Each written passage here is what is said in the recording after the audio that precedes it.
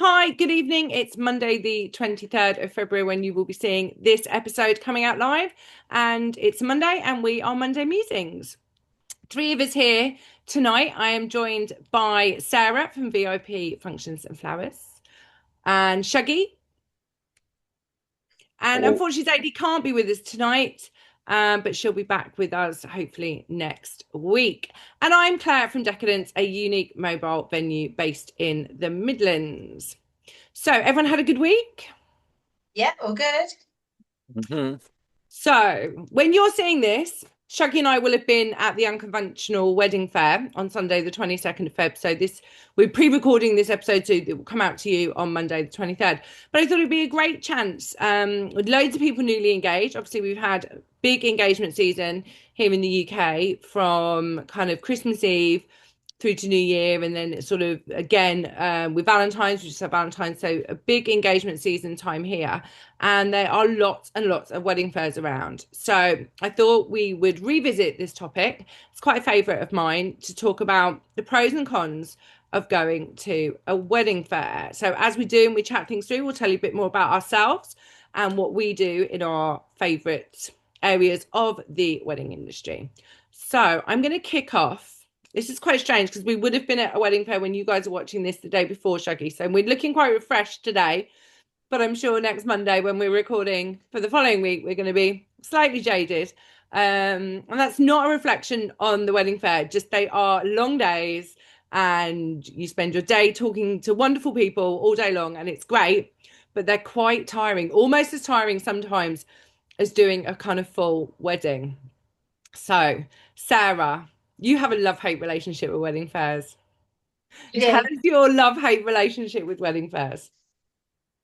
Okay, so it's great as a couple to go and see your venue, especially. So there's a bit of a difference with wedding fairs and open days. So I'll explain that Mhm. first. So wedding fairs generally has a group of suppliers from all different areas, and they generally pay to go and have a stand at that venue, be it a football stadium, a hotel, a unique marquee venue, but they pay generally to go to a wedding fair. A little bit like the National Wedding Show at the NEC, which I know is happening for you guys watching next weekend. So I think we might be going to have a little look Might around go. that We might because go. we We know might be someone's doing. getting married. There might be some background backstage content Might be, coming there out. might be. There might be.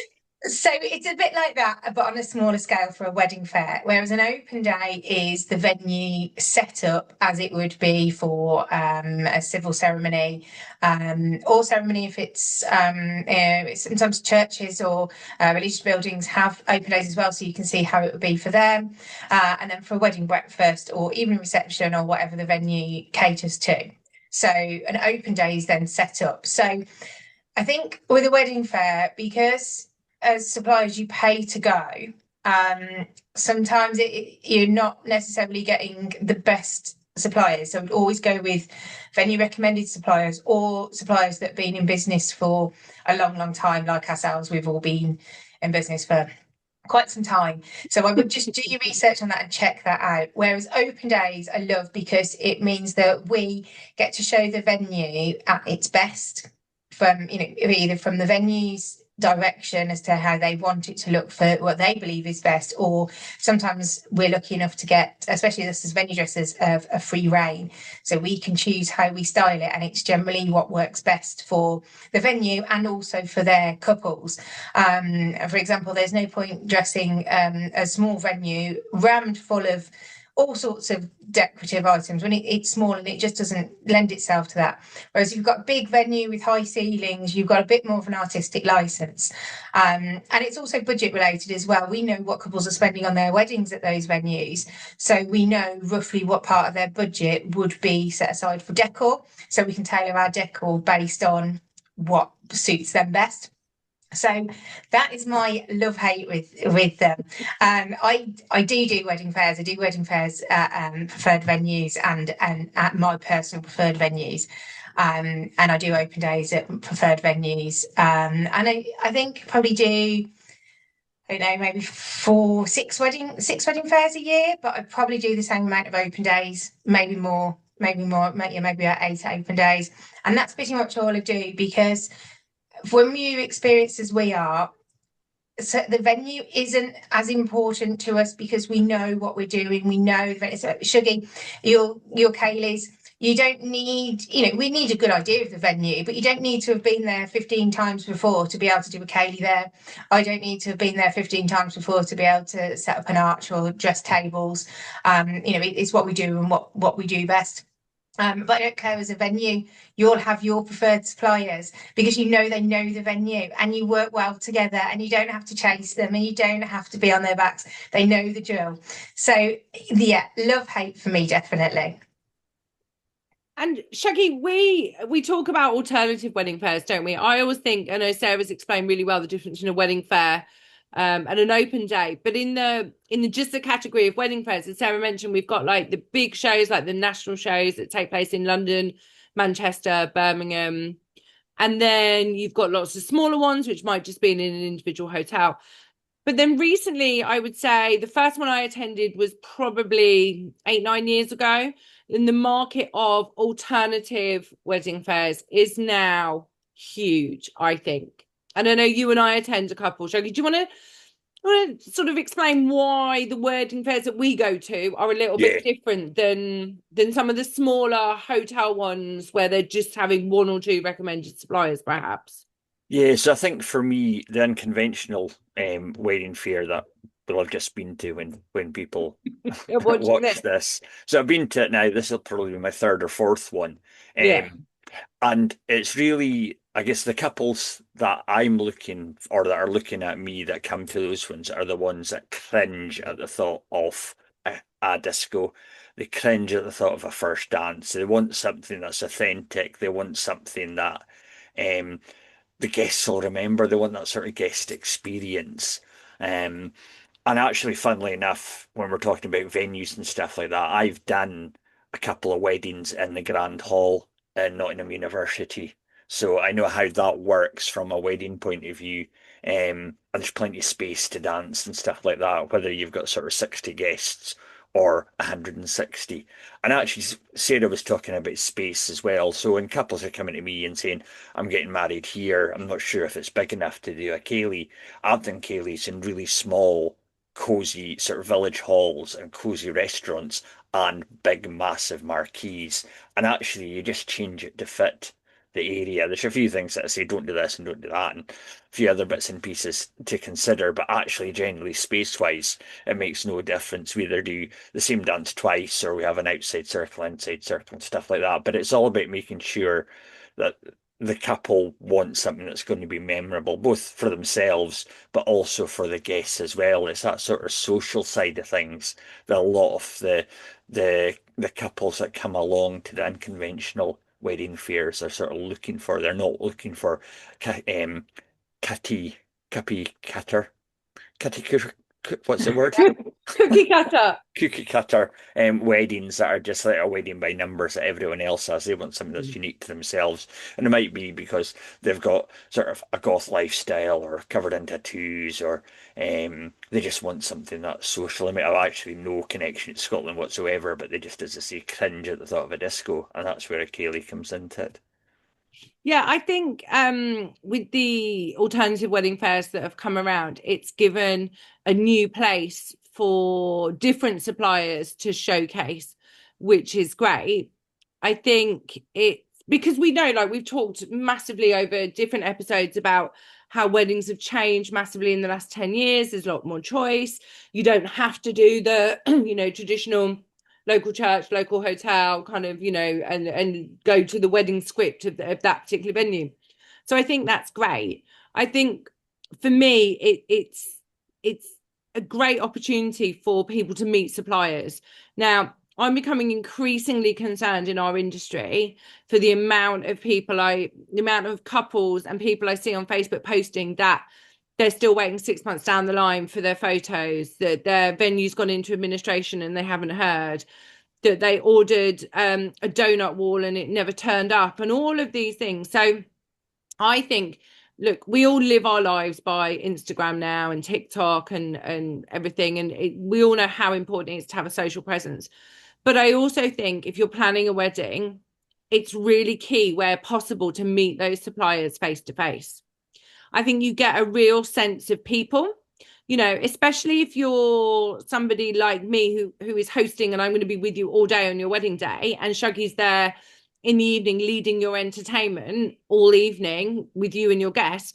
You need to know that you connect with these people and that they're your people, right? And I feel the same way now, whereas maybe 10 years ago when I started hosting weddings in Decadence, and I've been in the industry for longer than that in different capacities, we might have said yes to any couple who came to us. Now I'm a lot more guarded on the couples that I will work with, because we're a certain type of venue. We're not for everybody. We are we're super unique. We are very different. We do things differently.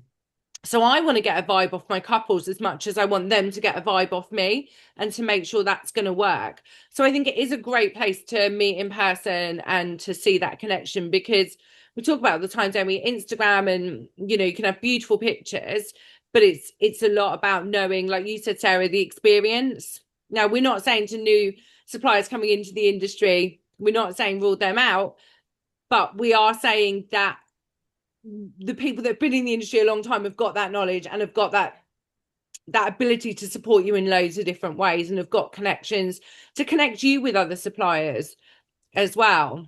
There's also things I hate about wedding fairs, and I'm not going to mention any names because we do know industry friends watch us, and industry people in general watch us, as well as fabulous couples and people planning their weddings. I don't like to see at a wedding fair suppliers standing there with a handful of leaflets, thrusting leaflets in people's hands as they walk past, sticking an iPad under their nose, asking for their email address. Now, if you're at a wedding fair, and if you've been to any wedding fairs, you will notice that there is always a zillion photographers. Always. No matter what wedding fair you are, no matter where you are, there's always lots of photographers. So I understand for some suppliers, you've got to stand out and you've got to get people to remember you. Like, I'm different. Nobody else is at a wedding fair with a scale model of a bus inside a marquee, right? You're going to remember who we are and what we do. So I do understand that for where there's multiple suppliers from one area. Sarah, you must see this, because I know at wedding fairs there's probably lots of stylists or several stylists sometimes. Shuggy and I are a bit more lucky in the sense that we're probably the only one doing what we're doing. But I hate the pressure that some suppliers put on couples walking past. You know, book now and take this money off. Book with me today, pay your deposit today, do this. And they're thrusting that information at them, that I can imagine what must put off some couples is that overwhelm factor and that pressure factor. Yeah, I agree. I guess the one thing that I guess couples have to watch is, and I've had it a few times at wedding fairs, is that they'll say to me, "Oh, I'm getting married in December, so it'll be quiet for you." And I'm like, "No, because I do Christmas parties." Yeah. So it's, and I take a card machine and people can pay a deposit on the day, but it's not a hard sell. It's purely, if you know this is what you want, and to be fair, they can always get the deposit back, so they're not like stuck in that sense. But it is a case of weighing up if you've got a supplier and when you get married, is it going to be busy season? And if you really click and really think, no, I want to go for that supplier, go and have a coffee, have a think, and then come back to them. The pressure sales thing you're saying about the leaflets and stuff, I've got two little things on that. So first thing is, if I go shopping, which I don't really, I do everything online, I'm terrible, I'm really bad. But if I do go into a shop, it's generally shoe shops. And I walk in, and the second you step through the door, "Hello, you okay? Can I help you?" I don't know. Just walk through the door. I don't know yet. If I need you to help me, I will come to you. So I generally walk through the door, "Can I help you?" And I just go, "Whoop." No, and I'm gone. I literally just turn around and walk out, because I just think, yeah, that looks rude on me, but I think that's quite rude of them. I don't know. I don't know if you can help me. Not a clue. So, and I've always thought this at wedding fairs, and I think it's probably why I don't do too many of them, because I do stand back. I let people come and have a look at our display. If if they're talking and looking at stuff, then I'll say hello. But I don't pressure them. And I see every other exhibitor pretty much who jumps on them. And I think, am I losing sales here? But I wouldn't want people to jump on me. So I just don't do it. And that's how I don't sell. And I am the worst salesperson in the world. I literally do not sell. I'm not interested in that because that doesn't interest me. Maybe people want that sometimes. I don't know. I'm probably the total opposite end. And then similar to that, a venue that I've been to at a wedding fair have banned an exhibitor because the stands either side of them or opposite them, if anybody walked towards them, that exhibitor would jump straight to them, walk over to there and grab them. So that exhibitor was banned from said wedding fair. Yeah, And because exhibitors were literally like, yeah. you're losing us sales. And you could see people were uncomfortable. They wanted to look at that photographer. They were just about to look at that cake. They were, just about to speak to that celebrant. And they were grabbed, and then they felt they couldn't go back. You could just see them trying to get away, and they're missing potentially good quality suppliers. So the venue did the right thing by banning them. Absolutely. Obviously, I'm not going to name any names. But anybody watching who knows. If you know, you know. But we do get this, and it's not very nice for the good suppliers who are trying to let you look. And we're all generally really friendly. I think we're in the wrong job if we're not approachable. So, if we're not talking to you, it's not because we don't want to. I don't stand there like, can't wait to go home. It's just enjoy it, have a look at it. It's your experience and you're planning your wedding. So just take your time. And if anybody does pressure you, do the shoe shop thing. Yeah, walk away. Yeah. No, I massively agree. I was at a wedding fair a couple of weeks ago in Birmingham, another alternative style wedding fair. And towards the end of the day, we've eyeballs are rolling on caffeine and we've eaten that much cake to kind of keep the sugar buzz going. And it was towards the end of the day and a couple came over and he said, wow, your model's incredible. This is a great idea. I would never get married here because you're not my thing. And I was like, okay, that's okay too, right?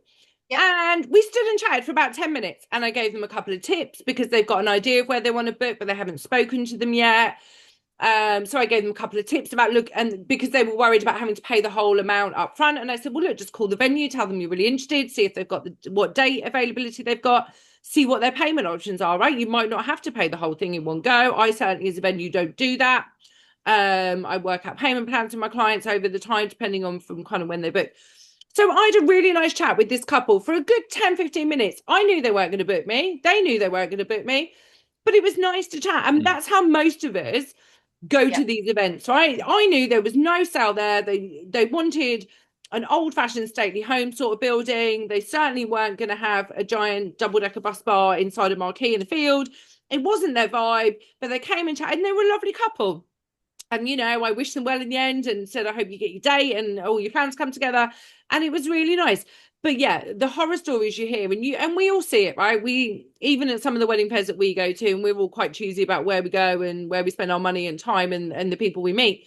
But even, we see that. But I can imagine why some couples, especially now with the amount of research you can do online with AI, on Instagram, on Pinterest, on TikTok, why they might think that wedding fairs are a bit old hat. But I start to think that they are coming back. And I think there's a need for them, right? Yeah, I think I've mentioned a few times on our videos that I've thought wedding fairs were dying, and I certainly did, I don't know, 18 months to 6 months ago. But they're definitely coming back. People are wanting that personal connection again.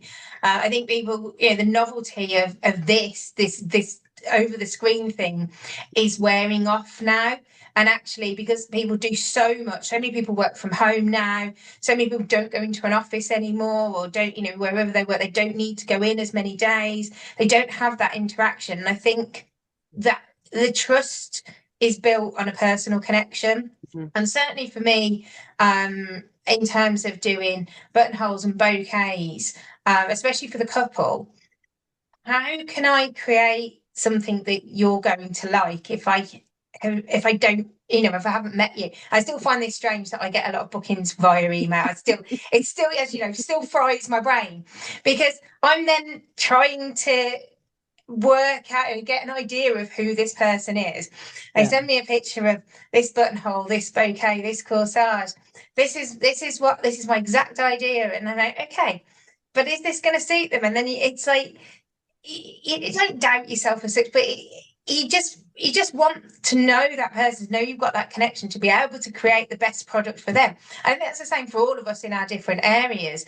Sugar, your Katie's will be tailored towards the couple and you know the way they are. If they're really shy and quiet, and you know that you're going to have to warm them up a little bit, build up that. Claire, with your venue, you know, if they're totally out there and flamboyant, and you know that white venue styling just is not going to be for them, and you're not going to direct them to somebody who just does traditional basics. It's just never going to work. So, but you can't do that unless you meet somebody, I don't think. Yeah. I mean, somebody on booking by email, it's fine. My little brain will work harder to work out if I'm doing the right thing. Which, you know, touch wood, I am. But I like that connection too. Yeah, I do everything online. I'm totally contradicting myself because I do everything online. I don't do anything in person. Literally nothing. I pick up my shopping. I don't even go into the store. I pick up my shopping and deal with one person for about 2 minutes while I put my shopping in the car. I literally don't talk to people. But as we said, all of this, excuse me, personal interaction stuff is coming back, and that kind of trust process. So what would be our top tips to give to couples attending wedding fairs? Shaggy, what's your top couple of tips for what people should do if they go into a wedding fair, or should they go to a wedding fair, right? I think we're all quite Yeah, I think this applies whether, and I do both ends of the spectrum. So I do the unconventional wedding one that we've just had as we watch this, but I also do the NEC one in November, which is like 20,000 brides and grooms in 2 days, and it's madness, but it really works for what I do. For both ends of those spectrums, and even if you go to a wedding open day, so I've got an open day at Stanford Farm in Staffordshire, Shropshire rather, at the end of March, is go with an idea of roughly what you want. Don't just, I guess you could rock up and mill around and stuff like that, but that's kind of a bit of a waste of your time. So go with an idea of what you want. Try and get hold of a list of the suppliers that are there. Go and see them. And if they're busy talking to somebody, either hang around or come back or take a card or something like that, contact details. So for me, I get a lot of couples coming saying, having a look at the availability. So my availability is online. You can see how much I charge online. You can see my videos and reviews and stuff online. But they still, as you said, Claire, they still want to speak to me just to make sure that my style of what I do is what they're looking for. But go with like something in mind, even if it's only I want a florist or I want something different. So it could be like one of those caricaturists or a musician or flamethrowers, that sort of stuff. But especially with the one that we've just had, but go with some sort of idea in mind rather than just wandering around for 2 hours and one of the two of you will get absolutely bored out of your nugget. Um, while the other one might be quite excited about it. So you both want to be kind of at least in tune. yeah. Sarah, your top tips? Absorb information. Do your research on the suppliers. If you know, like you said, have a look at the suppliers list if you can before you go. If not, just check your suppliers out. So like I said, wedding fairs people do pay for the stands there, whereas open days they tend to be invited. So, and again, like I said, it doesn't mean that people new to the industry aren't any good. We all started somewhere. We all had a first wedding. You know, we all had first years. You know, it doesn't mean that we weren't any good. But just do your research. Just have a look and see if the people that you're looking at are the people that you want to connect with, and that you can envisage your wedding being similar to stuff that they've got, or you know, just to give yourselves a bit of confidence. But talk to people. I think the main thing is just talk to the suppliers, even in email, Instagram chat, whatever that's called. But you know, just make sure you do talk to the suppliers. And when would we say is the best time to go? Should you go to a wedding fair when you've just got engaged? Like if you got engaged in Valentine's Day, like a few days, weeks ago. Should you be heading out to wedding fairs this month, next month, or would you recommend waiting? Shaggy, what do you think? Well, so the couples that book me at wedding fairs generally are the ones that have waited. So, Mhm. for example, although I've done just this one just past, the couples that I've spoke to, will speak to, are ones that got engaged around about sort of November, Christmas time, January time. So I don't do the NEC one, in this time of year because a lot of the couples that have just got engaged, they're looking at venues, florists, photographers, whereas I won't get their stuff until sort of June, July, August time. Whereas the wedding fair, the NEC wedding fair in October, that's folk that have got engaged over the summer. So Mhm. for my couples, it's later on. But if you don't know what to even expect or where to even start, and you're just recently engaged, it's probably worth going along and just having a nosy, but still have a nosy at what you think you should be doing. So you'll be looking for a venue, you'll be looking for a photographer, you'll be looking for a florist, maybe even a celebrant as well. If Zadie was here, she'd be saying that. Um, so go with an idea of something rather than just aimlessly, but also, especially if you are just engaged, pick and choose because there'll be 4 or 5 different wedding fairs on over a weekend, and you can't go to all of them. So look at, does that venue look like the one that we would sort of like? Will the suppliers that are be there, will they be cookie cutter ones or will be slightly different? Is that what we want? So have a wee think about where you're going to go and spend your time if you are just engaged. Yeah. And Sarah, what about you? What do you think? If you've just got engaged, do you think a wedding fair is a good day out? I think there's two times to go. I think because you're excited, because you're engaged, you want to do something. You can't actually do anything because you just don't know what you want. And it is a minefield out there. So I think just go because you get that excitement out the way. And it doesn't matter that you don't know your date. We're there to work. It's a day's work for us. We're approachable. We'll talk to you whether you know what you want, you don't know what you want. Like Claire said, she had a conversation with a couple that had no intention of booking her. She didn't ignore them. We're not going to do that, but go and get your excitement out the way. Go and see what's there because if you've got no idea what to do, where to start, you'll pick up some tips and things. But then when you get an idea of what you want and what you need, you've done your research, then go and meet the suppliers again. Have a look and see suppliers in your area. Where are they? We usually advertise when we're doing a wedding fair or an open day. Go and see them. Go and see their work if it's possible, or just go and talk to them. And it's the two times, isn't it? It's get the excitement out of the way and then go and do the serious stuff. But no one's going to take the excitement away from you when you've just got engaged. So just do whatever you want to do. So we're going to walk around the NEC National Wedding Fair next week. Will we be seriously looking or will we just be walking around talking? I don't know. But it's a day, we're going for a day out, I think. We may do a little review maybe in one of the episodes following when we've Yeah. been. We'll perhaps do 5-10 minutes on our thoughts. Because I know Shuggy's a regular there, but I know you haven't been for a few years, Sarah. I've never been. I don't think Zadie has either. So we'll perhaps do a little review of that. Look, my thing would be as well is don't be put off by the wedding fairs that are charging 5, 10, 15 pounds a ticket, especially if there's VIP tickets. A lot of the NEC's £30, I yeah. think, isn't it? Okay, so NEC £30, that's on a different scale, right? So I'm talking about the smaller ones in the venues, like the one Shoggy and I will have just done. This is really confusing. Keep saying this, that we'll have just done. I think the ticket prices for that show start at £5. The VIP tickets, I think, are £10, £12. Yeah, The and the re- VIP ones are worth it I actually. was going to say they're worth it. You'll get fizz, you'll get a goodie bag. But also a lot of the companies that are running these it's a lot of work putting together wedding fairs. I used to run wedding fairs myself some years ago. And it's a lot of work, it's a lot of effort, it's a lot of, and now, for us as wedding suppliers, you can't just rely on organic reach on our socials. So we're paying for posts, we're paying for advertising. So I would say don't be put off by ones that are charging because they're normally work. Certainly in my experience, the ones that we go to in the alternative markets, the ones that do charge for those tickets, you can see where the money's going and it does kind of bring together. And some of those do tend to be a bit more expensive for exhibitors to be at, but they tend to bring in, a really good sort of rounded day and a good mix of suppliers. So yeah, don't be put off. Don't just visit free ones, I would say. because they may be very venue specific. So unless you're planning on unless you know your venue and you just want to go to that one and you already know, then don't rule out ones paying for some of the tickets.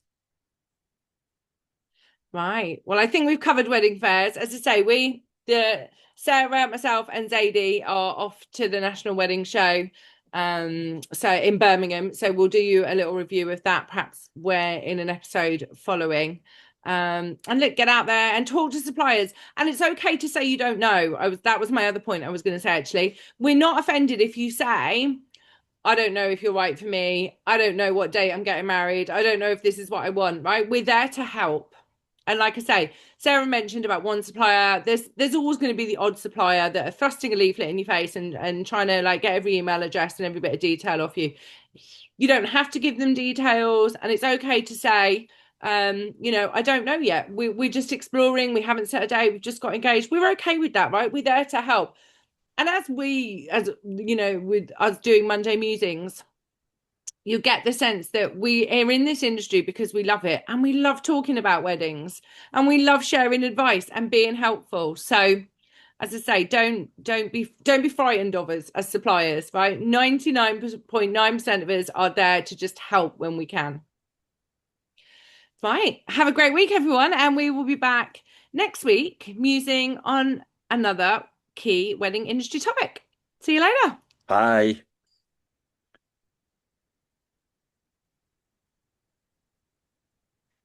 Well done.